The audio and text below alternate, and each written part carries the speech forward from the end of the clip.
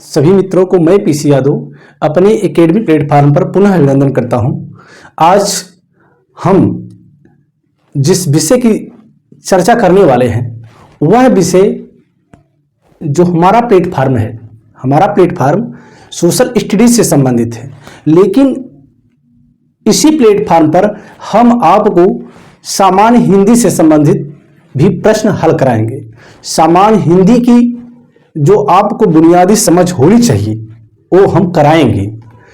जैसा कि मैंने कुछ दिन पहले जो वीडियो आपके साथ शेयर किया था, RO-ARO जो परीक्षा होने वाली है, जिसकी परीक्षा लोक सेवा आयोग कराता है, उसमें हिंदी की जो भूमिका है आपने देखा होगा कितनी महत्वपूर्ण है। प्री में भी और मेंस में भी, यानी प्रारंभिक परीक्षा में भी और मुख्य परीक्षा में भी हिंदी का बहुत बड़ा रोल है। अगर आपकी पकड़ हिंदी के प्रति व्यापक है, जो बुनियादी समझ होनी चाहिए अगर वो है, तो निस्संदेह आप RO-ARO की तैयारी कर सकते हैं और अपना मकाम हासिल कर सकते हैं।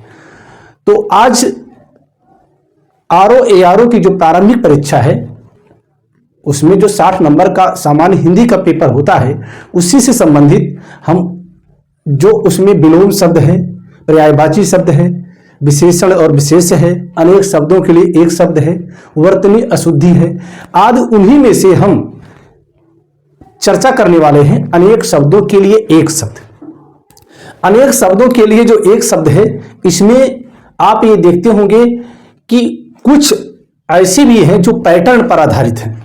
जैसे इसमें जो इंद्रियों पर आधारित प्रश्न आते हैं, स्त्रियों पर आधारित प्रश्न आते हैं, तो हम आपको ऐसे ही जो पैटर्न पर आधारित अनेक शब्दों के लिए एक शब्द हैं, उनका संकलन एक जगह किया है। आप जब इस वीडियो को देखेंगे तो आपको ये समझ में आएगा कि मैंने जो संकलन किया है वो आपके लिए कितना जरूरी है। तो निस्संदेह मैं ये भरोसा कर सकता हूं कि इस वीडियो को देखने के बाद आपको ये लगेगा कि सामान्य हिंदी की समझ ऐसी होनी चाहिए। सामान्य हिंदी का जो RO-ARO से संबंधित सिलेबस है, उसी के आधार पर हमने ये वीडियो बनाया है। तो आज हम चर्चा कर रहे हैं स्त्रियों पर आधारित वे प्रश्न जो बार बार परीक्षाओं में पूछे जाते हैं। यहां आपको स्मरण करा दूं कि RO-ARO में तो आता ही आता है, इसके अलावा अन्य परीक्षाएं जो होती हैं जहां हिंदी से संबंधित प्रश्न पूछे जाते हैं, उनके लिए भी ये जरूरी है। तो आज शुरुआत हम करते हैं अनेक शब्दों के लिए एक शब्द, और इसमें जो टॉपिक है स्त्री, यानी स्त्रियों पर आधारित प्रश्न है। इसमें जो पहला प्रश्न है, यह पूछता है कि वह स्त्री जिसका पति परदेश में हो, वह स्त्री जिसका पति परदेश में हो। अब आप सोचे कि आखिर मैं स्त्रियों पर ही ऐसे प्रश्न क्यों लाया हूं, क्योंकि स्त्रियों पर जो प्रश्न पूछे जाते हैं ऐसे ही पूछे जाते हैं।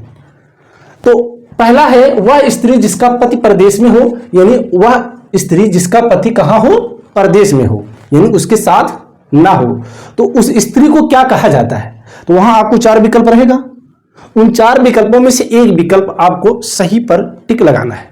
तो यहां इसका जो सही उत्तर होगा वो होगा प्रोषित पतिका। क्या होगा? प्रोषित पतिका।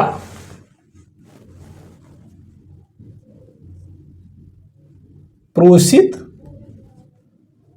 पतिका।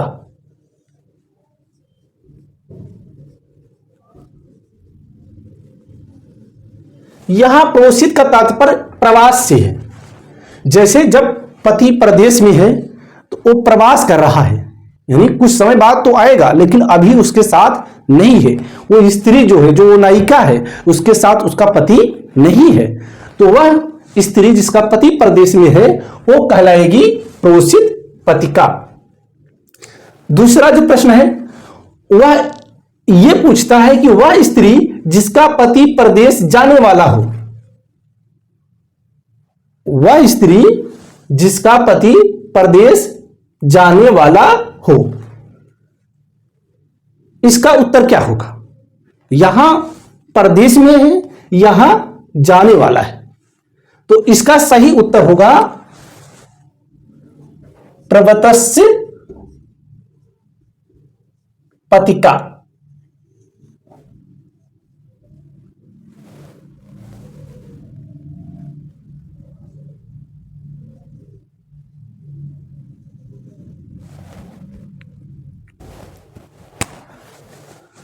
प्रवतसत, इसका जो उत्तर होगा वह स्त्री जिसका पति परदेश जाने वाला हो, इसका उत्तर होगा प्रवतसत पतिका। और वह स्त्री जिसका पति परदेश में हो, उसका उत्तर होगा पोषित पतिका। अब हम देखेंगे कि वह स्त्री जिसका पति परदेश से आ गया हो, वह स्त्री जिसका पति परदेश से आ गया हो, यानी उसका पति परदेश में नहीं है, वो घर पर आ गया है, तो ऐसी स्त्री को क्या कहा जाएगा? ऐसी स्त्री को कहा जाएगा आगत पतिका। क्या कहा जाएगा? आगत पतिका।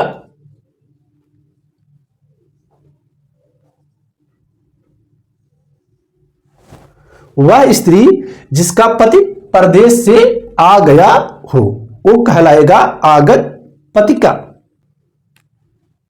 अगला प्रश्न है, वह स्त्री जिसका पति परदेश से आने वाला हो। यहां ध्यान देंगे, यहां पूछ रहा है आने वाला हो, और यहां आ गया हो, यहां जाने वाला हो, यहां हो परदेश में हो। तो यहां पूछ रहा है, ये जो प्रश्न है, वह स्त्री जिसका पति प्रदेश से आने वाला हो, यानी अभी आया नहीं है, उसका पति प्रदेश जो रह रहा था वो अभी आया नहीं है, आने वाला है। जब आने वाला है तो उसके लिए क्या कहा जाएगा? उसके लिए कहा जाएगा आगमिष्यत पतिका।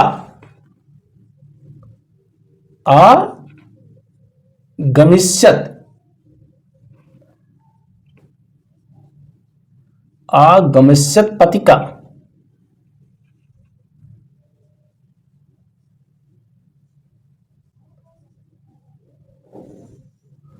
वह स्त्री जिसका पति परदेश से आने वाला हो, वह कहलाएगी स्त्री आगमिष्यत पतिका।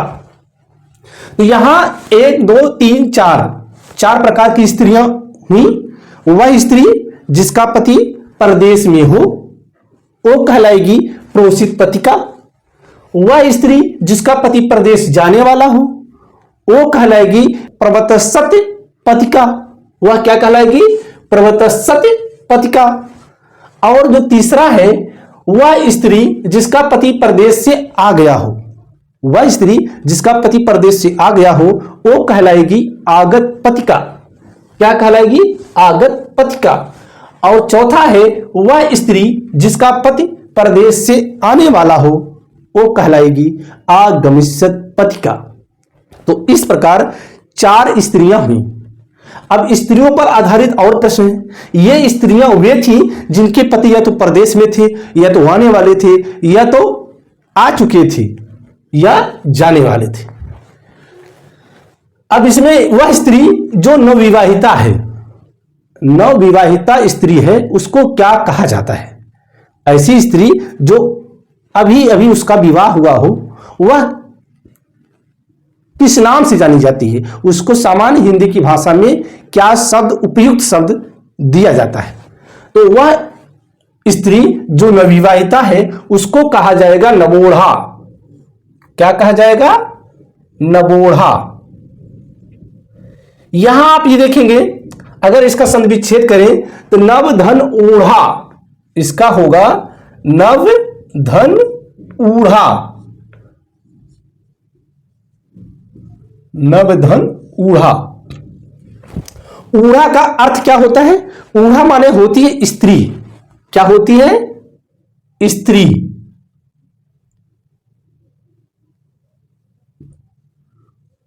ऊढ़ा का जो अर्थ होता है वो होता है स्त्री। तो नवविवाहिता स्त्री क्या कहलाएगी? नवोढ़ा। अगला क्वेश्चन है, अविवाहिता स्त्री जो किसी को प्रेम करे।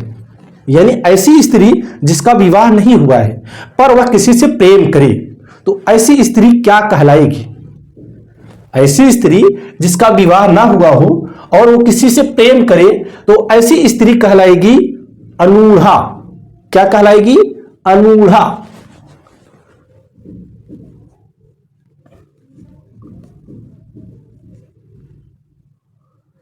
यहां अगर संधि विच्छेद करें तो अन धन ऊढ़ा, अन धन ऊढ़ा। जैसा कि हमने बताया ऊढ़ा माने क्या होता है? स्त्री। यानी ऐसी स्त्री जो अविवाहित है और किसी से प्रेम करती है तो वो कहलाती है अनूढ़ा। क्या कहलाती है? अनूढ़ा। अब अगले क्रम पर जाते हैं। ये तो रही अविवाहिता स्त्री जो किसी को प्रेम करे, कहलाती है अनूढ़ा। वह स्त्री जिसके रहते उसके पति ने दूसरा विवाह किया हो। यहां इस सेंटेंस पे जाए, ऐसी स्त्री जिसके रहते हुए उसके पति ने दूसरा विवाह कर लिया। वैसे बताएं दूसरा विवाह करना गैर कानूनी है। अगर आप सोच रहे हो इसके बारे में तो सोच सकते हैं, लेकिन करेंगे नहीं, क्योंकि करने पर आपको दंड मिलेगा, सोचने पर दंड नहीं है। तो आप समझ सकते हैं कि वह स्त्री जिसके रहते उसके पति ने दूसरा विवाह किया हो, यानी अभी वो है दूसरा विवाह कर लिया हो उसके पति ने, तो वह स्त्री क्या कहलाएगी? वह स्त्री कहलाएगी अध्यूरा। क्या कहलाएगी? अध्यूरा।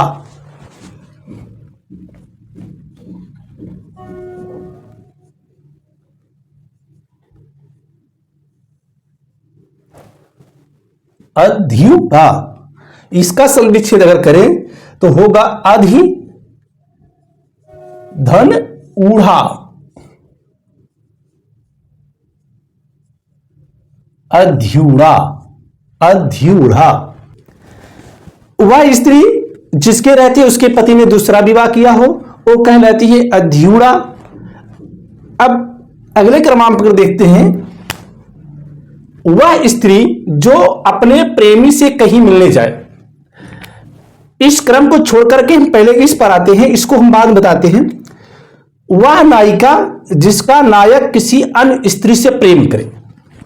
ये जो प्रश्न है मैंने इसको थोड़ा सम्मानजनक तरीके से लिख दिया है। जो प्रश्न आपसे पूछा जाएगा, जो प्रश्न आता है उसको इस तरीके से पूछा जाता है कि वह स्त्री जिसका पति किसी अन्य स्त्री से मिल करके आया हो। यानी यहां मैंने उसको थोड़ा परिवर्तित कर दिया है, सम्मानजनक शब्दों का प्रयोग किया है। वह नायिका जिसका नायक किसी अन्य स्त्री से प्रेम करे, यानी वो नायिका अभी है, यानी वो स्त्री है, लेकिन उसका जो पति है किसी अन्य स्त्री से प्रेम करे, तो वह स्त्री क्या कहलाएगी? वो कहलाएगी खंडिता। क्या कहलाएगी? खंडिता।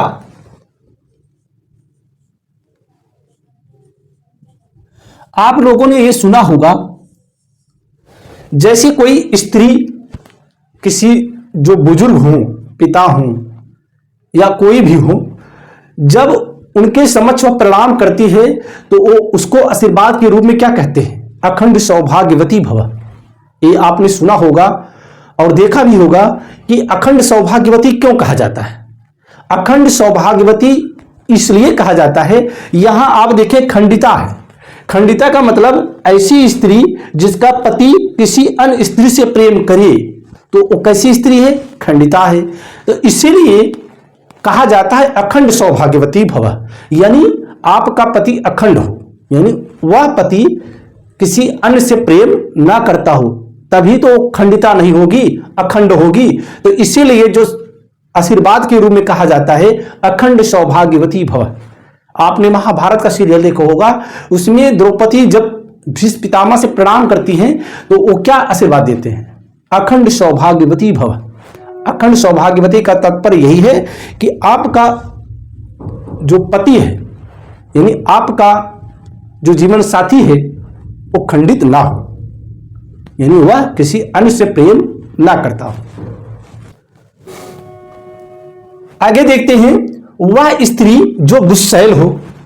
अब यहां मामला आ गया कि ऐसी स्त्री जो गुस्सैल हो, जिसको गुस्सा खूब आता हो, आपने देखा होगा समाज में ऐसा होता है कि कुछ स्त्रियां ऐसी होती हैं, उनके नाक पे गुस्सा होता है, यानी थोड़ी थोड़ी बात पे गुस्सा जाती हैं। ऐसी स्त्रियों को क्या कहा जाता है?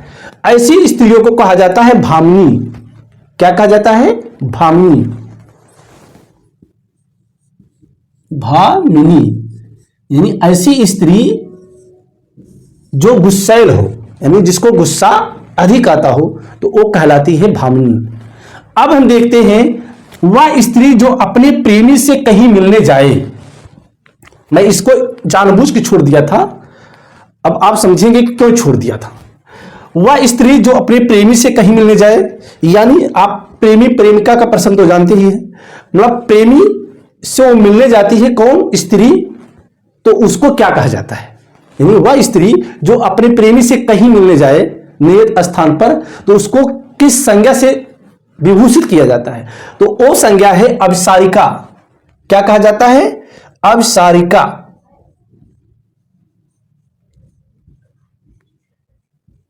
अभिसारिका यानी ऐसी स्त्री जो अपने प्रेमी से कहीं मिलने जाए, तो उसको कहा जाता है अभिसारिका। अभिसारिका जो शब्द है ये अभिसार से बना है। किससे बना है? अभिसार से बना है। अभिसार का अर्थ क्या होता है? अभिसार, अभिसार का अर्थ होता है स्त्री पुरुष का प्रेम। जो स्त्री पुरुष का प्रेम होता है वो कहलाता है अभिसार। तो वह प्रेमी से कहीं मिलने जाए तो वो कहलाएगी अभिसारिका। अब इसी से जुड़ा दो और प्रसंग है। अगर वह स्त्री जो अपने प्रेमी से शुक्ल पक्ष में मिलने जाए, जैसा कि आप जानते हैं कि दो पक्ष होते हैं, शुक्ल पक्ष और कृष्ण पक्ष। शुक्ल पक्ष उस पक्ष को कहते हैं जिस पक्ष में चंद्रमा बढ़ते क्रम में होता है। किस क्रम में? बढ़ते क्रम में। और कृष्ण पक्ष उस पक्ष को कहते हैं जिस पक्ष में चंद्रमा घटते क्रम में होता है। तो यहां शुक्ल पक्ष होगा। जब शुक्ल पक्ष होगा तो जाहिर सी बात है रात कैसी होगी? चांदनी की होगी। अब चांदनी रात है और वह अपने प्रेमी से मिलने जाती है, और शुक्ल पक्ष में यहां दिलचस्प बात यह है कि शुक्ल पक्ष में जो मिलने जाती है वह गोरी है, यानी यहां जो स्त्री होगी वो गोरी होगी, और कृष्ण पक्ष में जो मिलने जाएगी वो सांवली होगी। ऐसा क्यों? शुक्ल पक्ष में मिलने जाएगी अगर सांवली है तो वो दूर से ही दिखाई देगी। अगर वो चांदनी रात है वहां गोरी अगर होगी, यानी श्वेत होगी, सफेद होगी, तो वह लोगों की नजर में नहीं आएगी। तो जो शुक्ल पक्ष में मिलने जाए स्त्री अपने प्रेमी से, उसे कहा जाता है शुक्ला भिसारिका। क्या कहा जाता है? शुक्ला भिसारिका। शुक्ला भिसारिका।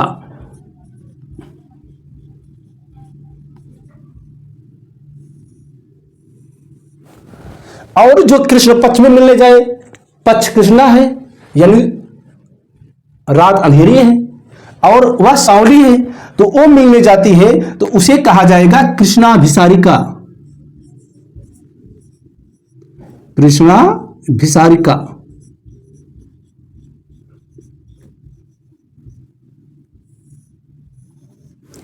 इस प्रकार आपने देखा, आज स्त्रियों से संबंधित मैं पहला वीडियो साझा किया। इसके पहले हमारे चैनल पर हिंदी से संबंधित कोई वीडियो उपलब्ध नहीं था। हमने प्रयास किया है, एक प्रयोग किया है। अगर आपको हमारे द्वारा जो प्रोवाइड किया जा रहा है कंटेंट हिंदी से संबंधित अगर मजेदार लगता हो, पसंद आता हो, तो आप कमेंट बॉक्स में जरूर बताएं। ऐसे ही हम सामान्य हिंदी से संबंधित जो ARO में पूछे जाएंगे प्रश्न, उनसे संबंधित श्रृंखला लाएंगे और यकीन दिलाता हूं कि आपको वो पसंद भी आएंगे। अभी स्त्रियों से संबंधित मैंने पहला वीडियो बनाया है, इसके बाद जो हमारा सेकंड वीडियो बनेगा वो भी स्त्रियों पर आधारित होगा। तब आप देखेंगे जो स्त्रियों से संबंधित प्रश्न पूछे जाते हैं कहीं से मिस नहीं होंगे। स्त्रियों से संबंधित जो भी प्रश्न आएंगे आप उसको हल करेंगे और आराम से नंबर ले लेंगे। आज की वीडियो का हम यहीं पर समापन करते हैं। अगली बार पुनः हिंदी से संबंधित एक नई वीडियो के साथ उपस्थित होगा। तब तक के लिए जय हिंद। आप अपना ख्याल रखें, स्वस्थ रहें, मस्त रहें।